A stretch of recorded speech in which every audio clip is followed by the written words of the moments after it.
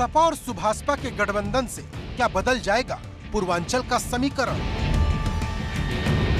अखिलेश के साथ मोदी के कटप्पा अब क्या करेगी भाजपा? लखनऊ के सिंहासन पर करेगा वही राज जिसे पूर्वांचल करेगा पास। सत्ता की सांप सीढ़ी यूपी चुनाव की एबीसीडी। जिस तरह दिल्ली का रास्ता लखनऊ होकर जाता है, ठीक उसी तरह लखनऊ का रास्ता पूर्वांचल से होकर गुजरता है। यही वजह है कि यूपी की सबसे बड़ी जंग में पूर्वांचल सियासत का सबसे बड़ा अखाड़ा बन गया है। सबकी निगाहें पूर्वांचल की 130 विधानसभा सीटों पर टिकी है।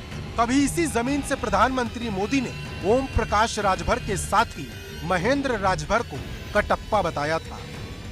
एक चलचित्र आया था बाहुबली। अब बाहुबली जरा सिनेमा में तो अच्छे लगते हैं, जरा थोड़े समय जरा दम भी दिखता है उनका, लेकिन कहते हैं कि बाहुबली फिल्म में एक कट्टप करके पात्र था। कट्टप वो बाहुबली का सब कुछ उसने तबाह कर दिया था। ये छड़ी वाले में वो दम है जी, ये छड़ी वाले में वो दम है।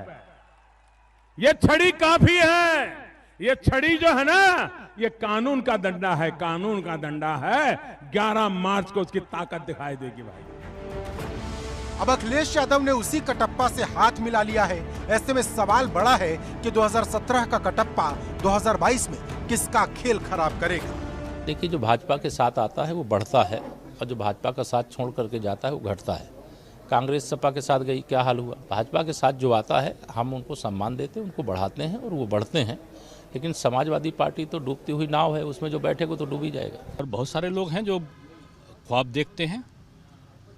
सबको अपना अधिकार है प्रचार करने का, लेकिन पिछली बार भी सपा बसपा मिलकर लड़े थे, हारे थे।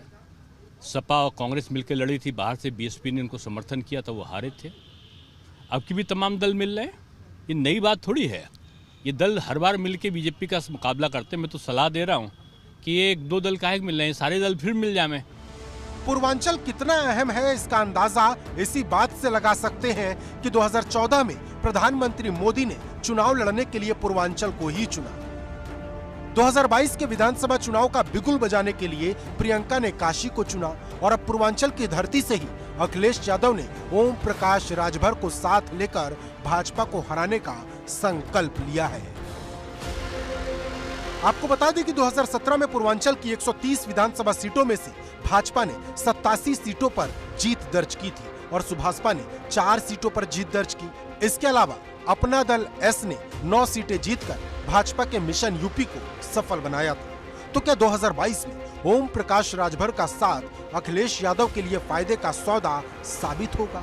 क्योंकि पूर्वांचल के 21 जिलों में राजभर वोटर्स की आबादी करीब 15% है, जबकि 10 जिले ऐसे हैं जहां राजभर वोट सबसे ज्यादा अहम है, जिनमें से वाराणसी की 5 सीटें, आजमगढ़ की 10 सीटें, जौनपुर की 9, बलिया की 7, देवरिया की 7 सीट पर राजभर वोटर्स का बड़ा प्रभाव माना जाता है।